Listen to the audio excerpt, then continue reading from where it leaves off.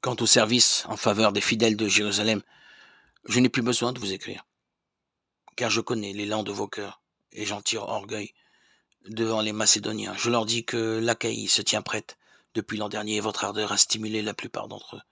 Je vous envoie les frères pour que l'orgueil que je mets en vous ne soit pas vidé de son sens sur ce point. Il faut donc que vous teniez prêt, comme je le disais. Si jamais des Macédoniens arrivaient avec moi et ne vous trouvaient pas prêt, nous serions couverts de honte, sans parler de vous, dans une telle circonstance.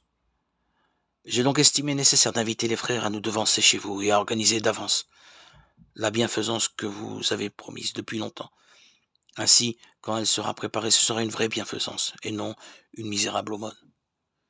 Rappelez-vous le proverbe. À semer trop peu, on récolte trop peu. À semer largement, on récolte largement. Chacun doit donner comme il a décidé dans son cœur, sans regret et sans contrainte. Car Dieu aime celui qui donne joyeusement.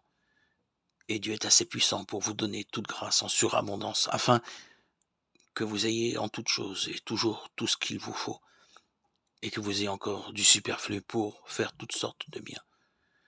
L'Écriture dit en effet, l'homme qui donne aux pauvres à pleine main demeure juste pour toujours. 2 Corinthiens 9, 1, 9.